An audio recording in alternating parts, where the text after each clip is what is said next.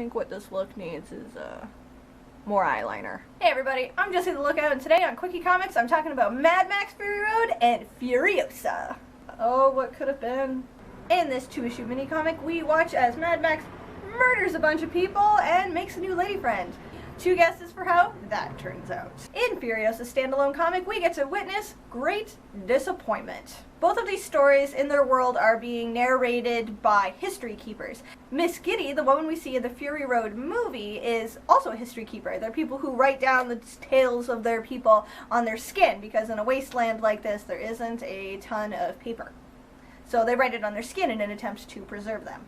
Max's miniseries is pretty much what you'd expect from a Mad Max comic. There's about 7 pages of backstory as they retell how shit the world became when everyone got really obsessed with oil, and how even good men like Max had to turn away from who they were and become hard and bad in order to survive. The timeline for Max's story is a little wonky. The story itself is being told after the events of Fury Road, but the story itself takes place sometime before it, because we take a little visit to Gastown and we can see Mr. Gaudison, like the guy with the really disgusting legs, and he's got like this little boy toy thing.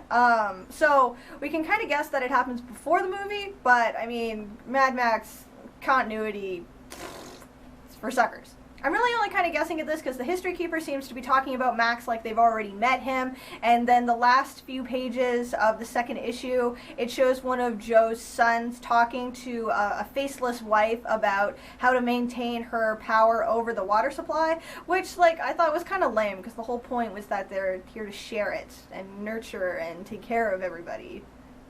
But I mean, that's really the least disappointing aspect of these comics, really. In Max's story, he goes to Gastown to participate in a murder tournament for a 351 V8 engine. I am not a car person, but if a dozen people are willing to murder each other and risk their own lives for it, I guess I'm gonna assume it's pretty cool. Car people? Confirm or deny? Max, of course, wins, but only thanks to the help of a girl in the crowd. He ends up murdering a member of the Buzzards gang, and it, like, really pisses them off, even though, like, their whole thing is that they go into the tournament and they win every time, and they think that Max cheated because there was this girl that helped him. But I mean, if you're going to participate in a murder tournament, you kind of have to take the chance that you yourself are going to die. So, yeah. This really pisses them off, though, so they follow him into the desert and tie him up and stab him in the leg with a knife. And the idea is that if he takes the knife out, he'll die. But if he doesn't take the knife out to free himself, then he's gonna die of exposure, or the birds are gonna get him. So he takes the knife out and he risks it. Fortunately, and unsurprisingly, he is then rescued by the girl who helped him during the tournament. Why? So that he will owe her one. And since he owes her one, she is now able to manipulate him into returning to Gastown to rescue her daughter, who was kidnapped by the Buzzards. When I finished the 1st issue, I was pretty confident that neither of these girls were gonna make it out of here alive. And that was a very wise prediction on my part. I don't think you learn the name of the mother character, but the daughter character in issue 2, her name is Glory. And we get a little bit of her character as she snakes through the tunnels in Gastown, because she's clever enough to get away from them, but she's not quite clever enough to find a way out. And I think that's actually kind of a neat idea, like thinking about like how these towns and cities were put together by scrap, and how they probably built like chunks of city on top of each other in these like really rickety and unsafe conditions, and like trying to navigate through the vents would just be like almost impossible if you've got like thousands upon thousands of buildings and apartments all stacked on top of each other, and I think that's kind of neat.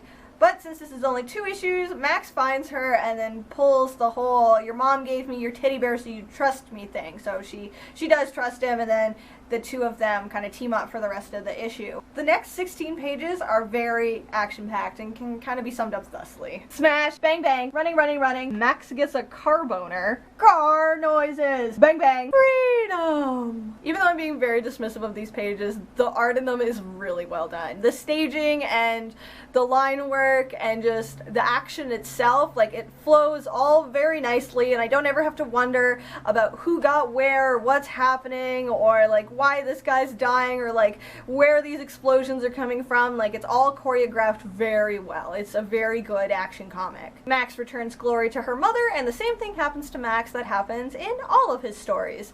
They extend him the invitation to join their team. He declines because he thinks he's better off alone, and then just as he's riding off to the sunset, he turns around to look at them and gets to watch as they are brutally slaughtered by an angry buzzard. He kills the buzzard, and then he comforts Glory as she dies in his arms. All Max can do is bury them and then drive away into the sunset. I'm not sure what I was expecting from this miniseries, so I can't say that I'm disappointed. The art in this is pretty good. It's not overly exaggerated or very cartoony, but it's also not like hyper realistic either. It's that nice in between where it's good art to look at and you believe what's happening on the screen and nothing is especially exaggerated or out of place. The colors are very red, very yellow, and occasionally very blue, which I think is kind of appropriate for a desert type adventure. I'm gonna give Mad Max Fury Road the comic a C+ for good art, okay colors, and an okay story. It's an okay comic, but I'm not sure if I would recommend it to people who aren't already fans of the Mad Max franchise.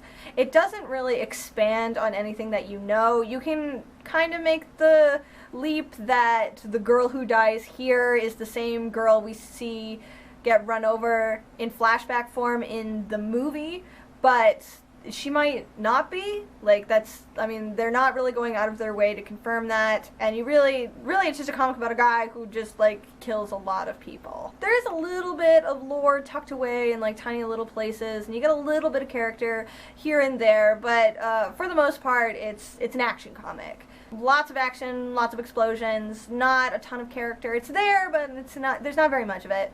It's just another one of Max's stories where he tries to help people and then they end up getting hurt, and then that in turn furthers his angst about being the lone wanderer and not being able to team up or trust anybody.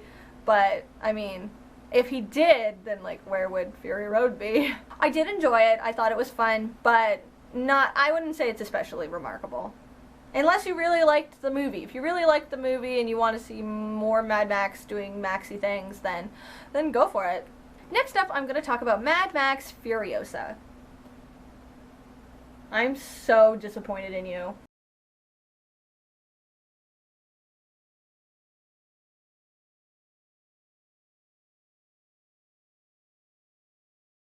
Where Max's story features him going on a new adventure, there is nothing new or profound to be found in Furiosa. There is literally no extra content added in this comic that expands on the movieverse. If anything, I felt that it took away from the character development of the people we see in the film. This issue was extremely disappointing, which I do not want to be saying. I loved the movie. I loved it. It was everything that I had dreamed it was gonna be. I kept telling my boyfriend that, you know, like when we saw the trailer, I was like, yeah, you know, I grew up on Mad Max. I really liked it. But your tastes evolve over time, and watching the trailer, I was like, this just looks like a series of explosions. I don't know what this movie's about. I don't know any of the characters. It's Max, a bunch of cars, and an explosion. So I was like, but, you know, everyone I know wanted to go see it, so I was like, okay, you know what? You know what I want from this movie? I want it to be a car chase through the desert with lots of colors that's secretly about women. And that is exactly what the movie was. I couldn't believe it. It was amazing. Everything was just so... I loved it. I loved it. So when I found out that there was going to be a Furiosa origin comic, I was really excited. I'll let you know if it ever comes out. I was really looking forward to seeing the origin of a group of women who would eventually come into their power and rule the Citadel on high, where they would share and be a big community with no killing. This comic has those people in it, but instead of watching them move on from their struggle of being treated like objects, we get to watch as they are raped repeatedly and assaulted by literally everyone, and then told to just kind of deal with it. Just deal with it. Get over it. You should be thankful. So So at the beginning of the issue, Miss Giddy is given to the girls as a teacher. Miss Giddy is there to teach them how to read and how to sing, and with them she lives in the vault, where they are given fresh food, fresh water, and fresh air. Right at the beginning of the comic, we watch as one of the wives pouts her way through the worst OBGYN appointment of all time. And here we learn that she is ovulating, as well as all the other girls are also ovulating. So to protect them from being raped by anyone who isn't Joe, he assigns Furiosa to watch over them. Furiosa proceeds to do almost nothing for the rest of the issue. Before the girls are sent to Joe, they're covered in talc powder, and their eyes and lips are painted black to kind of make them look more like war boys, because it's hinted that Joe would rather be having sex with his war boys than with the wives. And this, not cool, guys. We already know that Joe is a bad person. We don't have to make him gay to further how devious and perverted he is. The idea of a gay rapist villain is it's not a new idea. It's actually a very harmful trope. And, you know, we're in 2015 now. We can just have bad people without having to make them sexually deviant in order to drive home how evil they are. I mean, he's already the fucking villain. Cheeto is the only one who is spared from Joe for now. Because, you know, when you're developing a woman's backstory, it's really best to make sure that you have more than one rape scene in a single issue. Later, when the organic mechanic looks over Splendid, he finds out that she's pregnant, and she's not happy about it. Later, we see as Furiosa interrupts her trying to give herself an abortion. And then the most revolting conversation happens. Furiosa is pissed off because the wives have advantages that no one else in the wasteland has. They have clean water, clean air, fresh food, they are safe, and while they're sitting in here in their tower, countless people are just fighting to survive in the wasteland. So they should be grateful for the situation that they're in. And when the wives accuse her of not being any better than them because she only knows how to kill, Furiosa then asks Splendid what she was just doing. This makes me want to throw up and punch things. What the fuck am I reading? How am I supposed to feel about the wives at this point? As the issue goes on, the girls learn about the green place, and Furiosa explains it to them, and then they're all raped one more time, and then Furiosa decides that she's gonna rescue them and take them to the green place for no reason now. In the last couple of pages, they try to bring it back to the movie and add continuity by randomly assigning Furiosa the war rig, and then adding the chastity belts, and then all the girls decide that Furiosa has inspired them as women and that they're no longer going to be treated like objects, so they're going to run away with her. And then at the end of the issue, everybody just bails. They're just gone.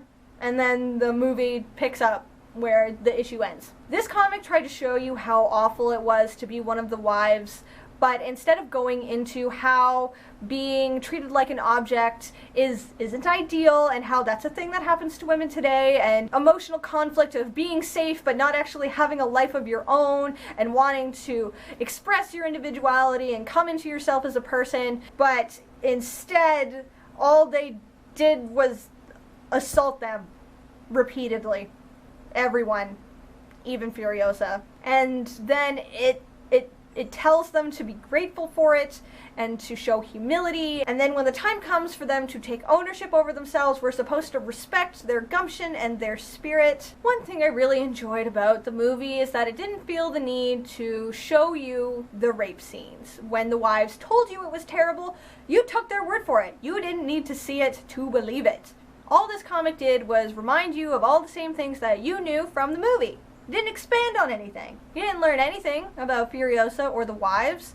In the movie, they all felt like individuals. You didn't get to hear a lot from them, but they still felt like individual and unique characters. Whereas in this comic book, they don't even say the Dag or Toast's name. Okay, I know I've already opened the can of worms when talking about assault and rape, because that's literally all that happens in this comic, but I'm gonna go ahead and toss on another can of worms by talking about the pro-life stance taken by Furiosa when it comes to Splendid's baby. Wouldn't it make more sense for Furiosa to be more in support of Splendid's choice to abort her fetus because it would be one less mouth to feed in a world where literally everyone is struggling? Are they also trying to tell me that Furiosa inspired them as women by stopping Splendid's abortion? Because to me that is so terrible that it's really actually hard to find words to describe it. Your uterus does not make you any less of a woman. You choosing to keep or abort your rapist fetus also does not have any bearing on you as a woman. The entire point of We Are Not Things is that this group of women have decided that they are worth more than being some asshole's baby machines. They take ownership over their womanhood and their personhood, and I thought that would be because Splendid and Furiosa would teach them and help them realize that they have value beyond the walls of this bank vault, that their spirits are made of fire and that they are capable of making choices for themselves, not because Furiosa beat it into them. In the end, Splendid decides to keep her baby as a symbol of hope, which I absolutely respect because that is her choice to make. And I don't like that she came to this decision because Furiosa guilted her into it through slut-shaming. This is not woman-friendly. This whole issue felt like it was struggling against its own canon, and it was trying to tell the story of assault victims without actually empathizing with the victims themselves. Mad Max Furiosa gets a D. As for representation of womanhood in the wasteland, both comics get a big fat stinking F. Almost all the women in these stories were either beaten or raped. Even Furiosa is hinted at being an assault victim. They had to make even her a rape victim in order to remind people how awful and terrible her life has been on the wasteland. Because a world with starvation and slavery and murder and kidnapping and lots of terrible things. If a woman isn't raped, then what was her struggle? How could she have struggled if she wasn't raped? Making every woman in your story a rape victim it's getting boring to me now. I'm so mad and I'm so tired of being mad at this that it's getting to a point where I'm becoming bored with it. Like, I watch things and I'm waiting for this woman to be assaulted because it feels like it's the only way that a lot of writers know how to depict women's suffering, is that if they're not raped, then like how are they going to suffer? How do I make their life terrible if I'm not forcing someone on them? It's 2015, people. We can write stories about women that do not require assault. It's one thing to have a world with rape in it, and then it is another thing to have it be the primary source of suffering for almost all of the women in your story. Assault victim is not a personality description. Thanks everybody for watching my review of the Mad Max comics. I got a little carried away there, and I'm looking forward to these comments. I think they're gonna be a lot of fun. Let me know what you guys thought down below. If you read the comics, your take on it. I mean, obviously my feelings are pretty candid about it. I can't help the way I feel. If you enjoyed this video, please consider giving it a thumbs up. Maybe share it with some people that you think might enjoy listening to some weird girl on the internet yell about comic books. You can check out my channel for other reviews that I do. I usually review other comic books. I also do outfit videos, and sometimes I open boxes. I also have a Game of Thrones watch review playlist of season 5. Before I go, guys, I just want to talk about my outfit real quick. I tried to go for wasteland kind of chick, and I got some feathers for our Lady Valkyrie, the Raven Queen. I got this t-shirt. I kind of ripped it up and stuff, but it was from a My Chemical Romance concert on their Danger Days tour. It says, "Look alive, sunshine," and it's from one of the Danger Days singles. That tour was kind of sad. But anyway, let's not talk about my musical tastes. They're bad. Anyway, but then my boyfriend got me this cool mask respirator thingy for Christmas a couple years ago because I was big into the rave scene. I only wore it a couple times though because it's really heavy and hard to breathe, but I think it looks kind of badass. And then of course I've got goggles because you can't ride a motorcycle if you're gonna get sand in your eyes all the time, right? Anyway guys, thanks for watching. I'll see you next week. Bye!